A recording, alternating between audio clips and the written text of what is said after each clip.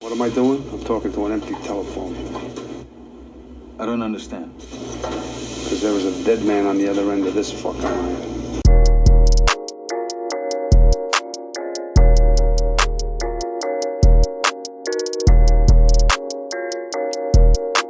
Hello and welcome to Corona Cinema. In these trying times where everything's shut down, including movie theatres, we decided to create our own virtual cinema and screen 4 films each week based around a particular theme.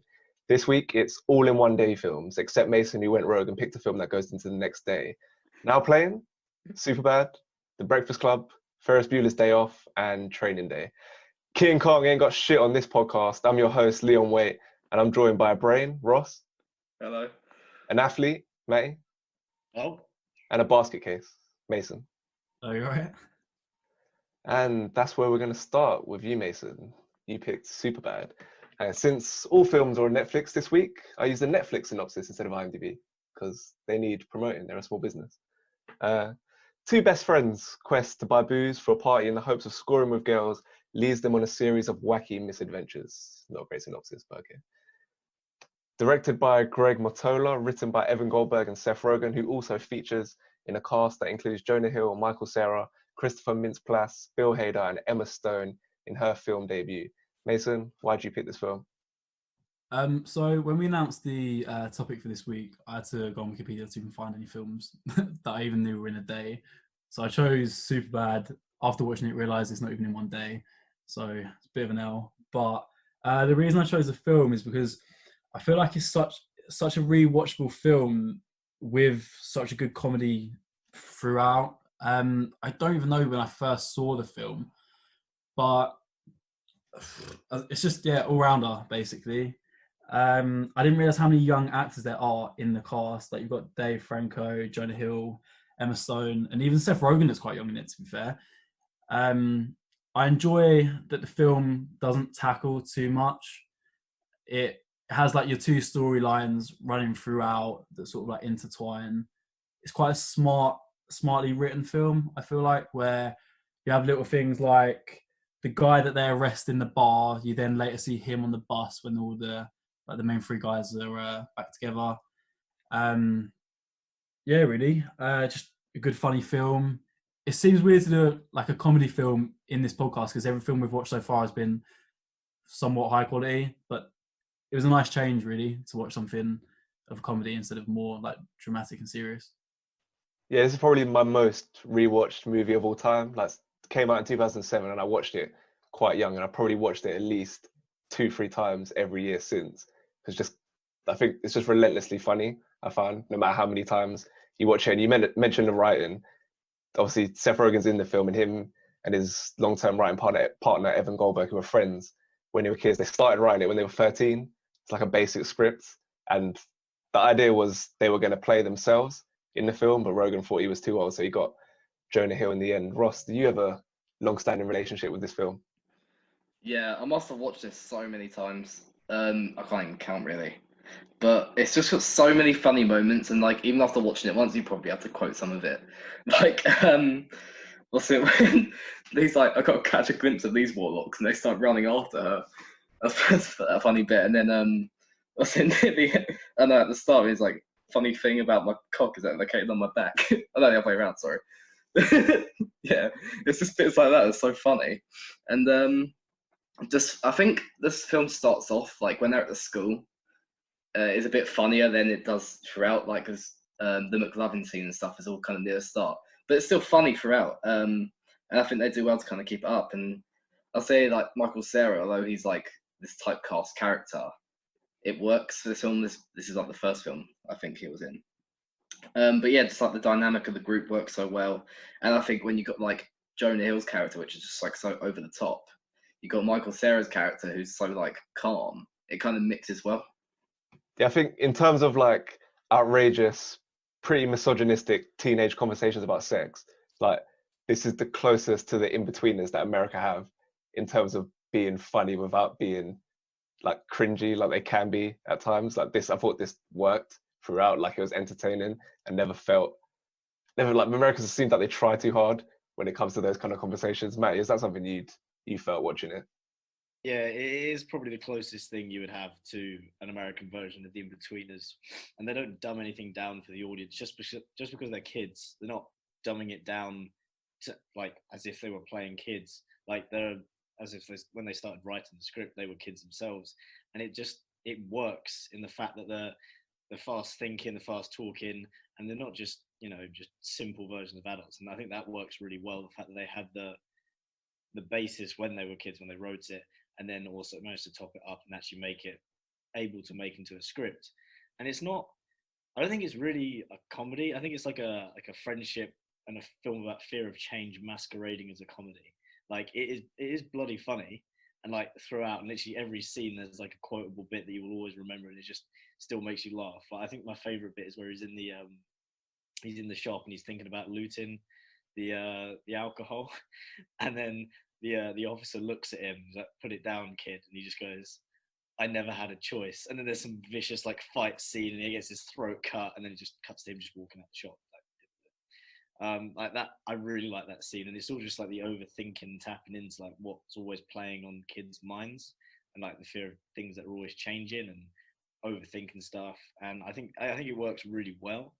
I think when I watched it again, maybe for the third time, it felt like it was drawing on a little bit, because I think maybe like the end scenes when they're just trying to get to the house, I think it gets more emotional, which is good. But then once you've already had that emotion the first few times you've watched it, then that end sequence seems to draw out a bit. But then it works really nicely that then the next day, if it's a one-day film, who knows? But the next day, you kind of see that they're accepting that the change that they're going to go through, going to college, these big like kids that have been together since they were 6 or 8 or whatever, and then they're never going to see each other again, pretty much. And they're still struggling to come to the terms. Jonah Hill kind of feels like this is a betrayal, and seeing them come to terms with this and that it's okay to pursue different things, I think that's really nice. When they go their separate ways, I think that's a really nice kind of way of they keep it funny, but they keep it kind of very real at the same time.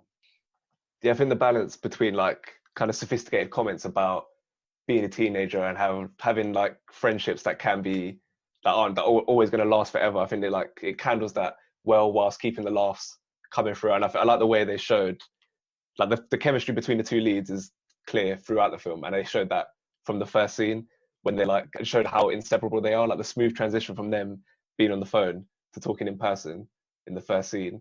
Like right off the bat, you feel the chemistry between them, and you understand, okay, these two guys, they've gone through childhood together, they can't be without each other, and now this film's going to tackle like the idea of them having to separate.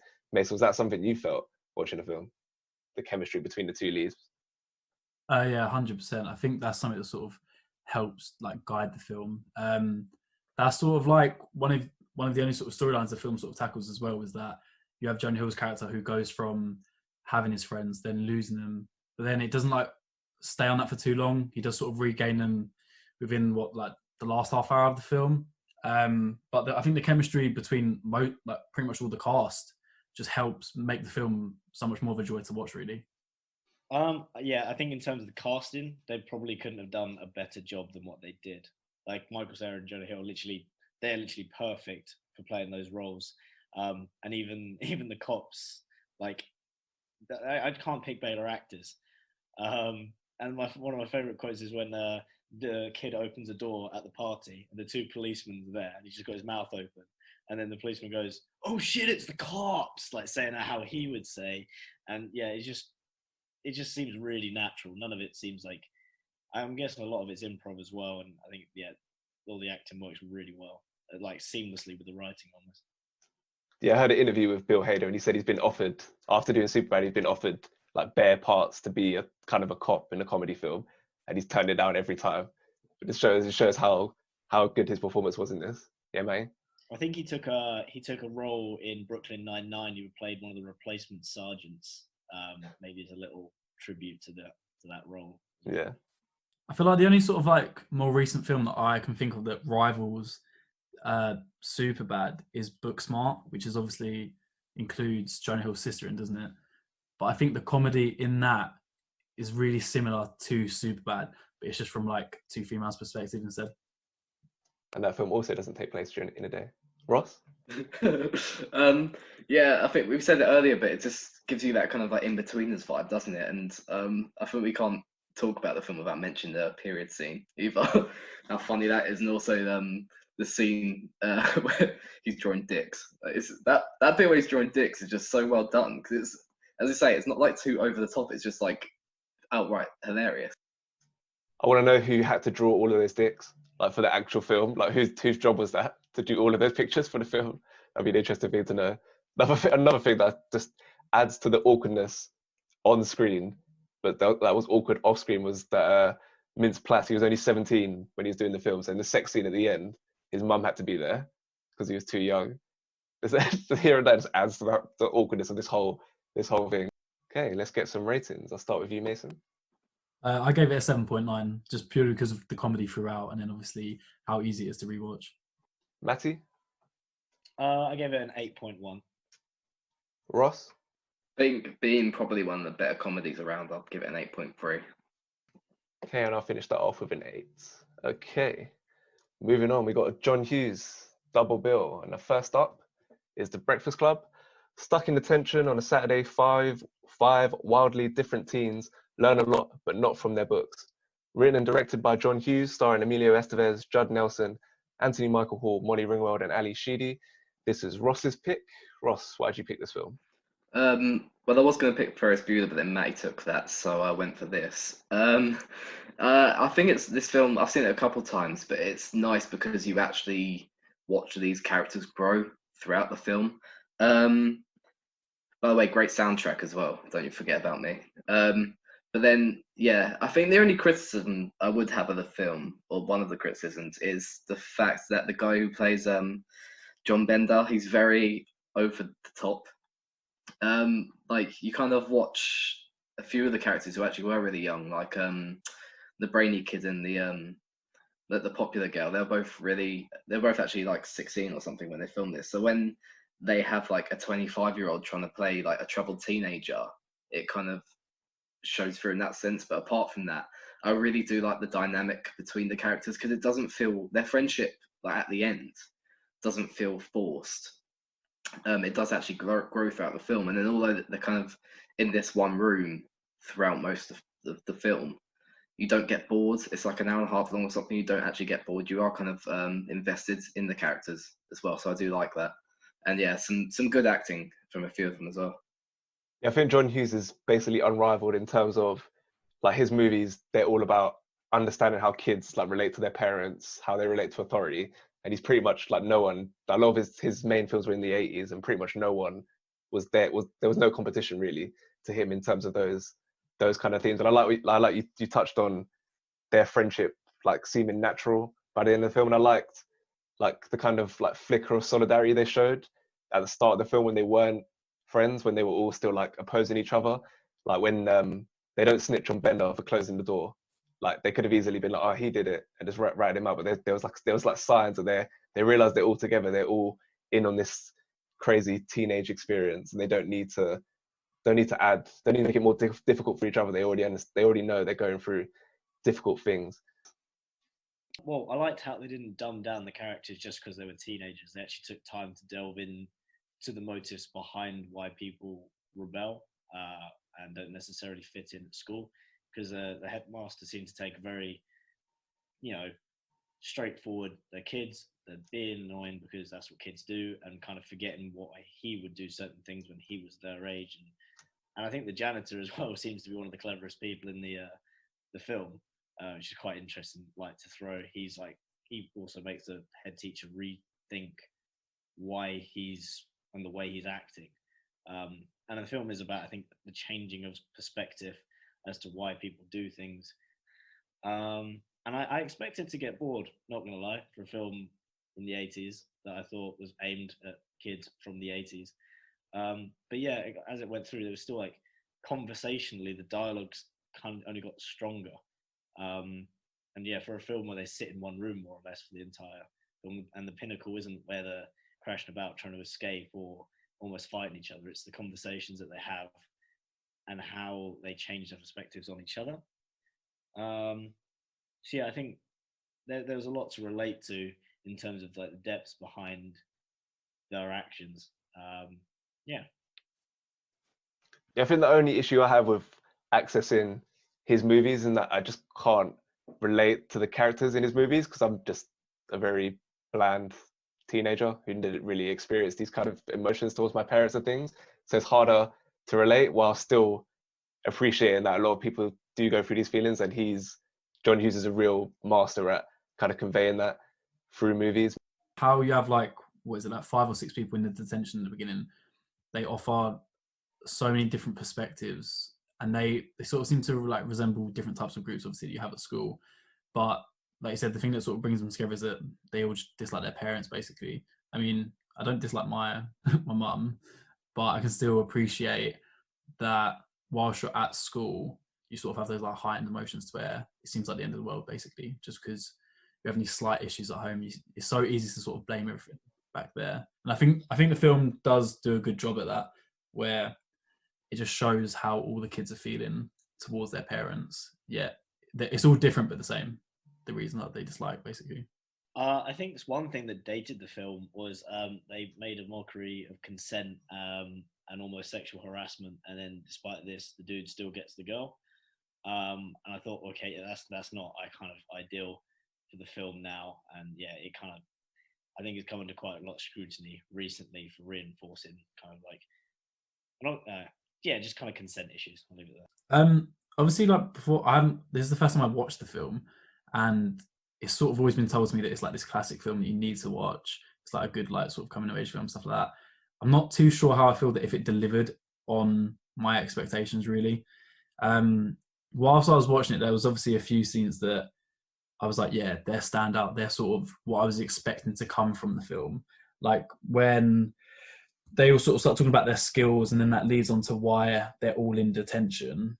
That was sort of like, I think that was the best scene that I thought was in the film, when they all come to realize that realistically on Monday they're not going to speak to each other, and it sort of reinforces that sort of that hierarchy system that you have when you are at school. So I think the film sort of got saved for me later on because it offered me those points where I'd be like, I'm going to remember this film solely because of like, touching on that issue. But previous to that, at the beginning, I just felt so lost because 1 minute you see them sort of connect a bit. The next thing, one person says one wrong thing, and then the characters tell them to fuck off like so aggressively. That's the worst thing that's ever happened in their entire life. And then a minute later, they're perfectly fine again.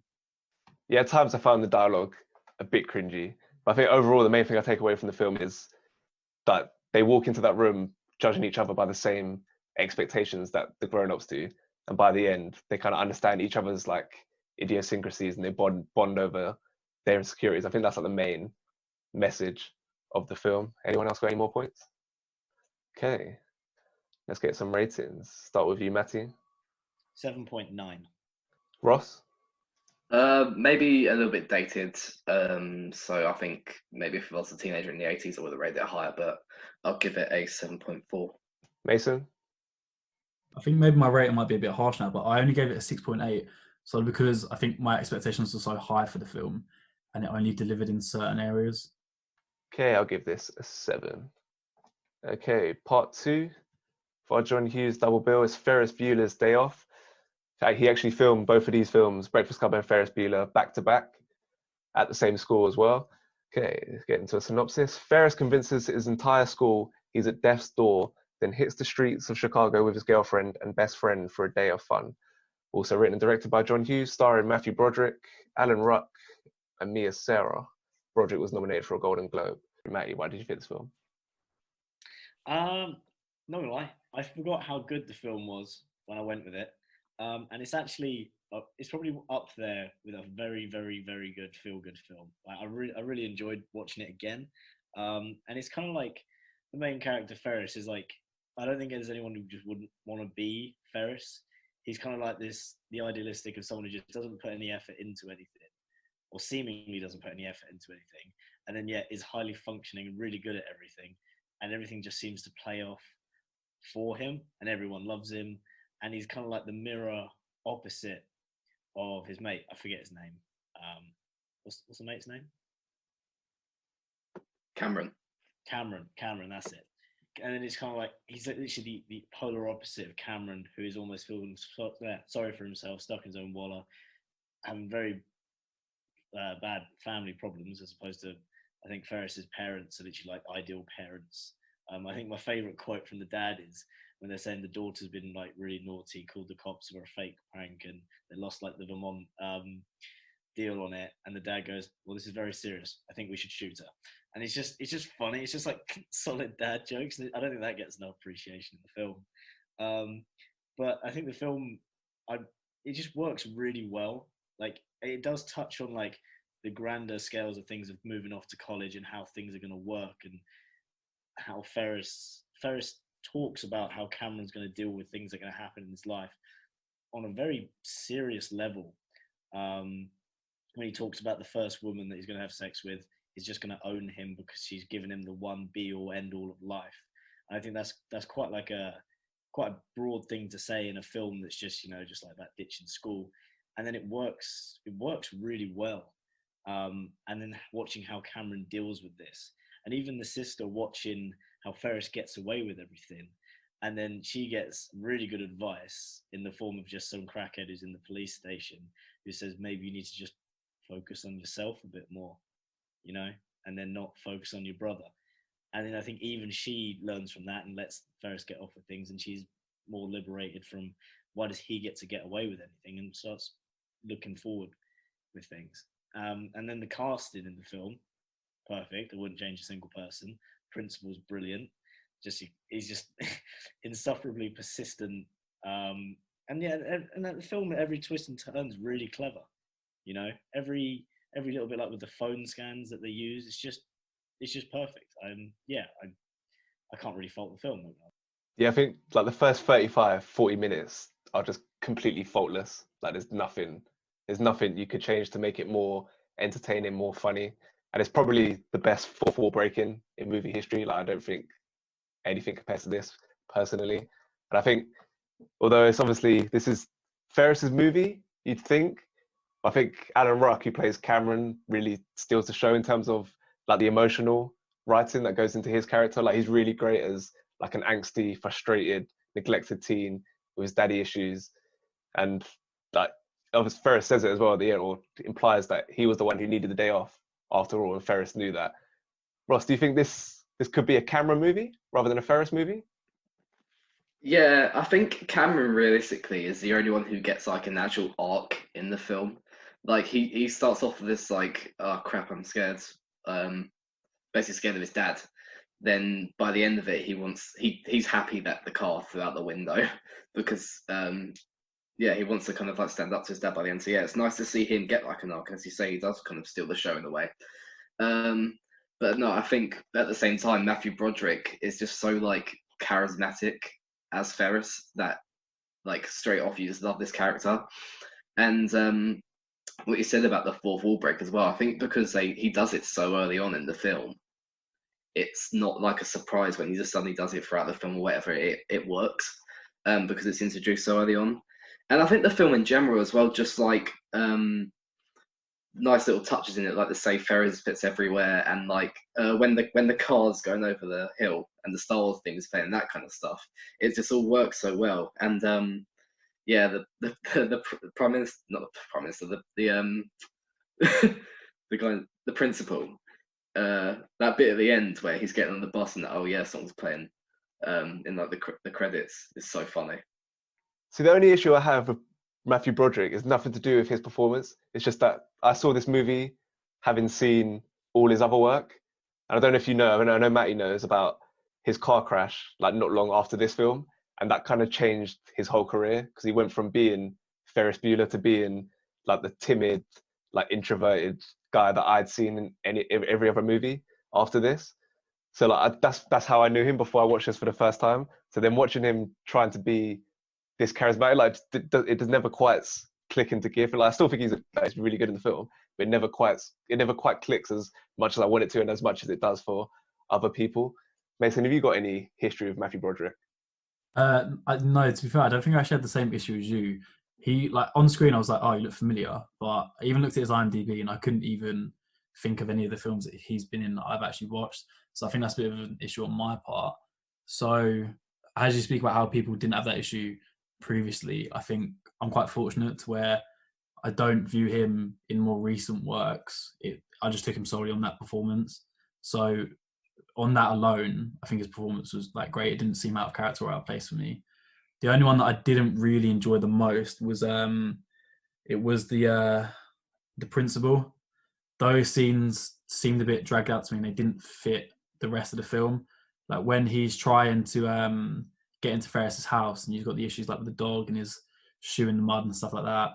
That was the only part of the film that I could critique really, where I was just like, that's when I wanted to pick up my phone basically, because I sort of lost interest quite quickly. See, that's where I kind of agree with you. Like, to start with, the principal in real life is a convicted sex offender, so that's not great. But in terms of in the film, like, this film is 5 years before John Hughes writes Home Alone. And I think all the stuff with the principal is where it's very Home Alone-y.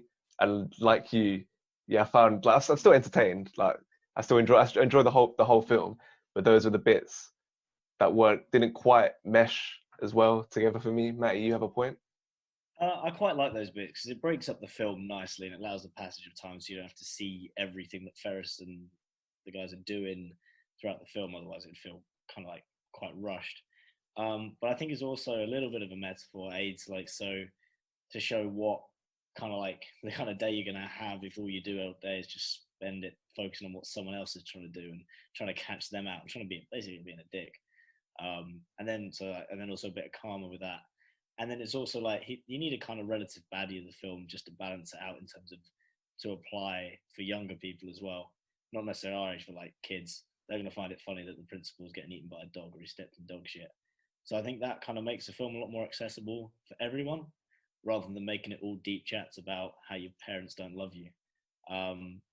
Yeah, that's probably the sense I'd made of that film. And then another point I quite like is that the film could also be tied into a few fan theories that Ferris isn't real, and he's just Cameron's kind of like ideal version of himself that he uses to compartmentalize like the trauma that he's going through, and then kind of how he uses, because like, it's a bit ridiculous, like when Ferris is up on like singing on stage, you know, and things like this. And then maybe I quite like this kind of like romantic idea that he is using that to get away and kind of free himself. Yeah, with that, like, I like it as a read-in or like an interpretation of the film, but I think like you don't need to delve too deep into that to still enjoy it.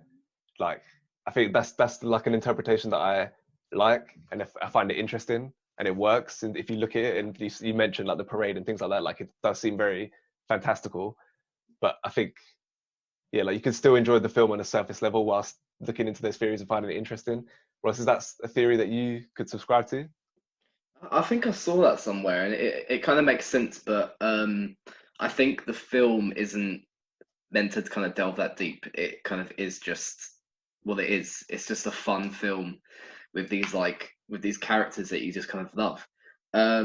What I was going to say as well is John Hughes, what he is really good at is this kind of like group dynamic between characters. So you've got like Ferris, who's like fun, and then you've got Cameron, who's all uptight, and then Sloane, who's kind of like a nice middle ground. They all mix really well, and you enjoy watching them three together. One other thing that I thought was really good about Ferris is the final run back to his house. Like, I thought even just the way it's shot, like the kind of the different angles, him jumping, the bit where he runs past those two girls, then goes back, it's like, yeah, hi, I'm Ferris. Like little touches like that. Like, I thought that was just really well shot. Is that something you enjoyed, Mason? Yeah, I mean, that's something I wrote down when I watched the film. That I feel like when you watch these films, obviously from the 80s, you realize how much of an impact they have on, say, like modern day film or even like modern day TV series, where people will reference that or use that similarly to create the same effect. And it just works so well in the film. It doesn't even seem that outrageous that he's just casually running through people's houses, diving through people's like backyards. And even when his sister hits him and you're like, well, clearly your mum's going to see him now. I didn't even feel that cheated, that she's just like having her head down, like, oh, what are you doing? What are you doing? And then he just runs off, and it's just, yeah, it just works so well.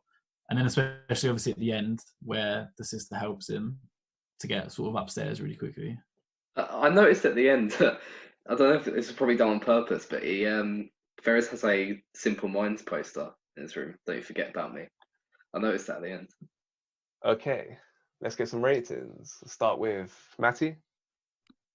I gave it a 8.4. Very solid. Ross. I think it's just so excellent at what it does, and it's just so fun from like start to finish. So I'll go 8.5. Mason.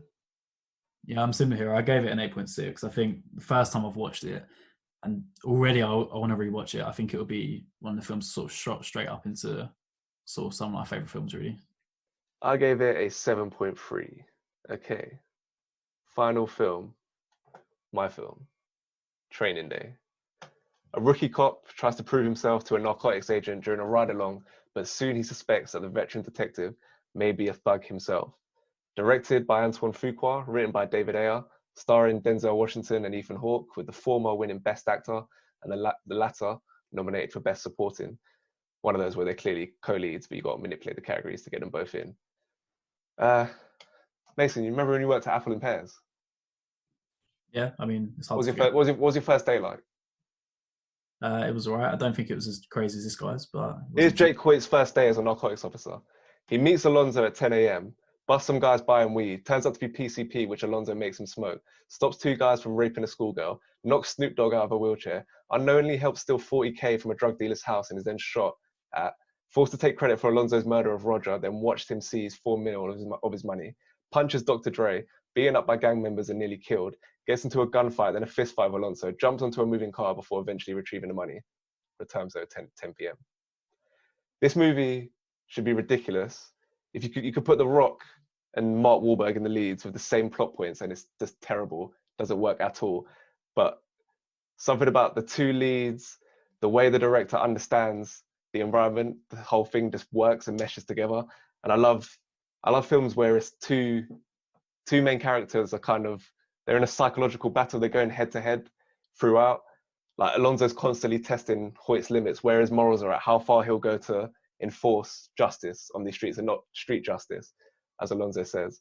And I like the kind of meta aspect of Ethan Hawke trying to go toe to toe with pretty much the most dominant, forceful actor of the last 30 years. Like you can debate whether he's the best, but in terms of dominating the screen and having a commanding presence, there's not really anyone like Denzel. And Ethan Hawke, he's holding on a bit at the start, like the dynasty, like he's clinging on a bit, but as the film goes on, he provides like the perfect balance. And I like how the director always managed to get both the guys in the same frame to really add to that. It's endlessly quotable. I've watched it for the first time only earlier this year. I've already seen it like 4 or 5 times because it's one of those films where I can finish watching it and be like, yeah, should I just turn it back on again? Because there's so many lines that always get me. And I like how it's like an education in the streets and how they can change people. Like Roger, he's an ex-cop who's now turned into a drug dealer. And when they go to meet him at the start of the day, that he says that Alonzo used to be La Hoyt. And now look at him, being on these streets, being in this environment has turned him into the corrupt officer that he is. And yeah, like I mentioned earlier with the smooth direction, like I really enjoy when you know that directors of a certain environment, like in Boys in the Hood, John Singleton, like you can clearly tell he'd been in that environment, he'd grown up there, so you get a real sense of how it operates. I think that really works for the film. And I'm like, when he does take the money and he kills Roger, that's when you realize, okay, Alonzo is pure evil. He's not just a bit of a dodgy cop taking drugs from kids. And when he mimics like the local news report of Hoyt being killed, that's when you can see in his eyes, okay, this guy is serious trouble. Like Hoyt isn't, he's not at risk of just being corrupted in terms of his job. He's at risk of actually being killed. Another thing, I love that first scene in the diner that I mentioned. And that's also the diner used in Seven, another one of my favorite films about police officers. Still Dre, still hits differently, fucking tune. And anytime like a song that's that iconic to me comes on in the film, it automatically like elevates it a few points. I'm like, yeah, I can watch that. I'll get a chance to hear that song. So yeah, I have a few issues that I'll talk about later, but yeah, I love this film. I've quickly gone into one of my favorites. Matty, had you seen it before this week? Unfortunately, when I've seen the ending of this film a very long time ago, so when I went to watch it, I already knew what was going to happen. I'd seen up until the point where Denzel drops him off at the house where he's then going to be executed in the bathtub. And I remember then that it kind of drew attention to the severity of like that situation that he was in. Like he's playing cards with these like two guys he hasn't met before, and like even if he knew he was about to get jumped, and to be fair, they told him halfway through, your buddy's gone, mate, you know, unlucky. There's nothing that he could have done to get out of that situation, you know. There were three of them, they're going to kill him either way. Like they're sitting down playing cards, and it's they're in a kitchen, and it's like a nice environment, and he knows he's going to die. They know they're going to kill him, and it's just like there's like nothing he could have done, and that kind of hit quite hard for me, like kind of the dangers that just like are there, like the inevitability of that situation, and the way he got out of that was like complete luck. Like if he had said the wrong thing, or they'd just been in a different mood, that they would have just popped him straight away. And yeah, the whole film, when I watched it again, like I really did like it. Denzel Washington's faultless, Ethan Hawke's faultless, and their dynamic is brilliant. And the film, the tension that it holds with its scenes are something that is probably the only thing that it's beaten by is like Tarantino, like Inglourious Basterds or Pulp Fiction. You know, I think, yeah, there's no real films that kind of like keep you just hanging on, like you're kind of like something's about to fly and hit the wall and you're not sure what it's going to be the whole time. And there is like a sense of danger the whole way through the film, like because I'm watching the first half of them, which I hadn't seen. I was thinking they're going to get shot. They're going to get shot at some point. Like the whole film is very tense, and it creates that atmosphere of the streets being very dangerous really well. Mason, did you get a sense that Alonzo was just pure evil as you were watching it, or did you think at some point he's going to redeem himself? No, so even like reading through like the notes I made when watching the film, I'm there like, oh yeah, like Denzel Washington's character, he's teaching him all these like experiences, stuff like that, trying to like make him appreciate that you can't just be this like carbon copy of what they want you to be from training. You need to understand that these people are different to what you're taught. And I was like, oh, he's teaching him some life lessons, like you said. And then next thing you sort of start to see him spiral just and fuck it up. And then, like you said, it's a scene obviously where he shoots the guy, takes the money. I was a bit like, oh, okay, yeah, it's made it quite clear that there's no redeeming this character now, basically. So I thought that was a really strong point in the film that I felt led to believe that this character was doing the right thing in some instances and was just being realistic about what the police can and can't achieve, and was just trying to teach the rookie that, to then quickly understanding that the rookie was right all along, basically. Where I think he does teach in some right things, but that also just gets exaggerated into, like you said, just being a totally crooked cop. And I think that's where the film is the strongest, because it proves that what he was doing all along, just being himself, like Hoyt's character, it works, because that's what eventually saves his life at the end. And then again, right at the end of the film, where he's gone back to find Denzel Washington's character, and the people are all more supportive of him, who they've only known for not even a day, over Denzel's character, because they just hate him, they can't stand him. Yeah, I think I have a few issues, but the primary one is the idea that, so he stopped those two guys raping that girl. She happened to drop one thing, which was her wallet. And then you get back, just by convenience, he ends up getting taken hostage by these Mexicans who happen to find the wallet, and then turns out she's his niece. Like, just little writing like that. It's just very convenient. Like, it's not great, not well thought out. And the fact that so much of the movie hinges on that little detail kind of annoys me a bit. Still enjoy the film, but kind of annoys me a bit. Ross, is that something you felt when you were watching it? Yeah, it did seem very, very convenient, that bit. I think that it seems as though like they've written that scene where he's with them guys, and the only way to get him out of that was to be if he would have picked up the wallet or whatever. So they've gone back and written that in before in the script, or they've done something, but it just seems very, very convenient.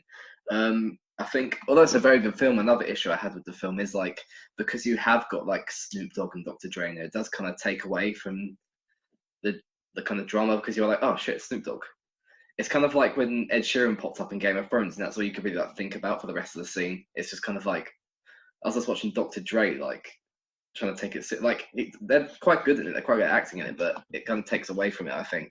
But apart from that, no, it's a really good film. I mean, like what 50 minutes into the film, you're kind of looking at Denzel Washington's character like, oh, is he dodgy? Does he know what he's doing? Is he experienced? And I think you're unsure, and so is Ethan Hawke, and you kind of carry that with you. It's kind of like you're going on a journey with Ethan Hawke throughout the film, and it works. And obviously, yeah, that scene at the end, King Kong ain't got shit on me. It's probably one of the most quotable. Like, so even if you haven't seen the film, you've probably heard of that. It ends really well. Yeah, he improvised that line as well, which is pretty mad for something that's become so iconic. And I think another interesting thing about the film is I find myself like rooting for Alonso a tiny bit, like kind of wanting him to get the money and get away. Matty, is that something you can relate to? Like just for the charisma that Denzel brings to the part, I've almost found myself like, oh, I wish he could just get away. I was very unsure about the character because I was just like, he has got a charisma. He is a dick about it, but then you're like, is he being tough on Ethan because he needs to be the best of the best, and he needs to like know the big picture and learn these lessons now before they get him killed later on and gets too sidetracked chasing little things to actually make a difference. And everything he says is like, yeah, I agree with that. Like that's that. Yeah, it's not the clean cut thing to do, but like if you want to make big changes, you got to kind of like do the things that people aren't necessarily going to do. And then even when I realized like, yeah, he's down a slippery path, I'm still trying to figure out, is he doing it for his own gain or is he doing it, for Ethan's good? And even after he'd shot the guy, I was still like, I don't know. I honestly don't know. And I do like the charisma of the character who seems to have talked his way out of almost everything. And like one of the bits I like is after he'd used that fake warrant to search that woman's house, and then all the people around the neighborhood started shooting at him. Rather than running away, he just pulls out two guns and starts firing back. Like the character had balls, and I had to rate that, to be fair. Yeah, it's like what you said earlier. Basically, I tried to relate this to where I thought I had a tough day on my first day at work, where I was late and got a parking ticket. But in comparison to this guy, fucking hell, he has a bit of a journey, didn't he? In like what, a 2-hour film, but within one day, yeah, he goes for it, didn't he? Yeah, finally, just 2 more notes. I think I would have started the film with Denzel and him killing the Russian. Like, you don't need to show me the whole backstory because there's not enough time. But like the opening with Hoyt and his wife and kid, like it's just a bit weak and probably the weakest part of the film. So I would have started showing something from what happened with Denzel in Vegas and the ending as well. The staging of it and him on the car, the way he gets shot, like I thought it was just a bit uninspired. That's probably why this film like wasn't critically. I still regard it to be pretty good and got 2 Oscar nominations an Oscar win and an Oscar nomination for the acting, but nothing else. And I think that was largely because of the ending. Matt, you had a point? I would say it's quite important that we started with Ethan and his family, just to like show without saying anything that the character was intrinsically good, and that he wasn't bent. And then also the idea that we don't show Denzel Washington being crooked right from the start, because then otherwise we know he's crooked and there is no question in our mind whether he's crooked. And I don't think we need to see him shooting anyone, because then it's just like, well, we just being informed that he shot someone is good enough. And the questions about the thing about the Russians, that's alluded to within like 15 minutes to start the film. Yeah, it's more I just want to get rid of that opening because I just think it's weak. You don't really need to, like, he's got a family, like, we get it. Doesn't mean he's a nice person, he's just got a family. Like, I think you could have just conveyed that from their conversations throughout the day. So for me, like, even if you don't show Denzel with the Russians, I'd take out the ending and start the diner. Why not? But Yeah. Anyway, a really good film, really entertaining. Definitely got snubbed at the Oscars and got Denzel his best leading Oscar. Okay, I gave this film an 8 out of 10. Matty? I gave it an 8.6. Mason? I gave it a 7.5. I think it's definitely an experience, obviously, throughout, but it doesn't do anything too amazing for me to give it too much more, really. Ross? It is a good film, but I think that ending with somehow he didn't see that massive black car in front of him kind of lets it down a bit, so I'll give it a 7.9. Okay, let's rank the 4 films. I'll start with Matty. In fourth, Breakfast Club. Second, Superbad. No, that's not how numbers go. In fourth, Breakfast Club. Third, Superbad. Second, Ferris Bueller. And then first, Training Day. Mason. I've gone for fourth, Breakfast Club. Third, Superbad. Second, Training Day. And then first, Ferris Bueller. Ross.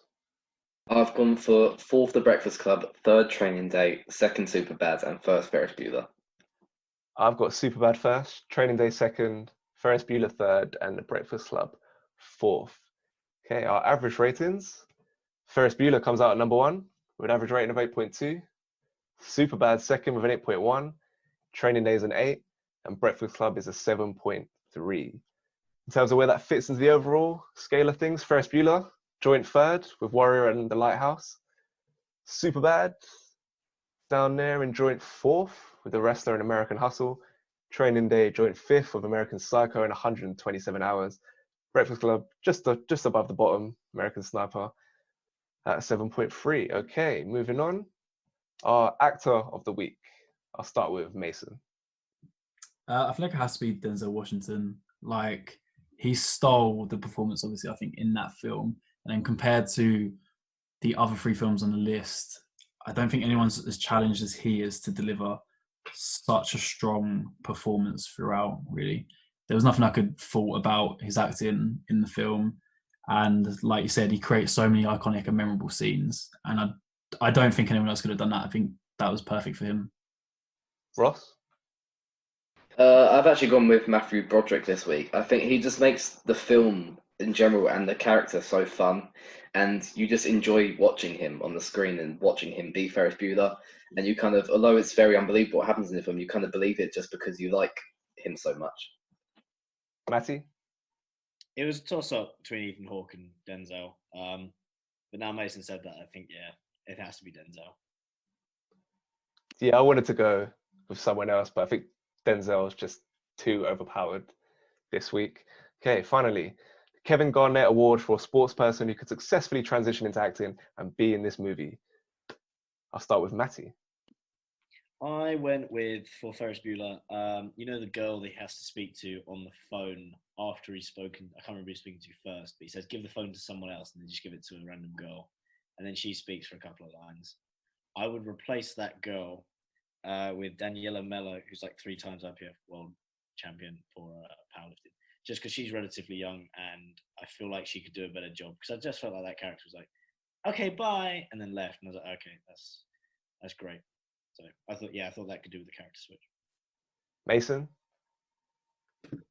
I went for the liquor store woman, and I replaced her with Megan Rapinoe. I feel like she has quite a strong presence as it is anyway, and it's sort of a small role, but I also feel like that the woman who plays it already, you have to have a bit of attitude and a strong enough personality anyway just to do that sort of small scene and enjoy it. So I reckon Megan would do a good job. Ross? I thought it's quite hard to think of someone to replace in the Breakfast Club, but I just went for replacing Brian, the smart kids in the Breakfast Club, with Frank Lampard, because I think Frank Lampard's pretty smart. He's pretty sure he's got a master's degree in something, and yeah, so he could be a pretty nerdy if he wanted to. Yeah, Ross mentioned Dr. Dre in Training Day, and I thought Dr. Dre was horrendous in that film. Snoop Dogg was pretty good, but I thought Dr. Dre was really bad. So I thought, since he's already bad, I might as well replace him with someone who else is just going to be really bad, and that's Dillian White, because Dillian White, he's a bit awkward when he speaks. So I feel he can do that same, like, kind of, I don't even know. Dr. Dre, the way he uses his body is just awkward, and his speaking lines aren't great. So yeah, he can just go in there. At least be a bit more fun. Okay, that wraps it up for this week. Be sure to follow us on Twitter at Corona Cinema and check out our website, coronacinema.wordpress.com, where our terrible opinions live in written form. We're on Spotify, Google, Stitcher, all the popular podcast apps. Next week, we're doing Scorsese films, Wolf of Wall Street, King of Comedy, Shutter Island, and The Departed. Until then, go well. Cheers. You're still here? It's over. Go home.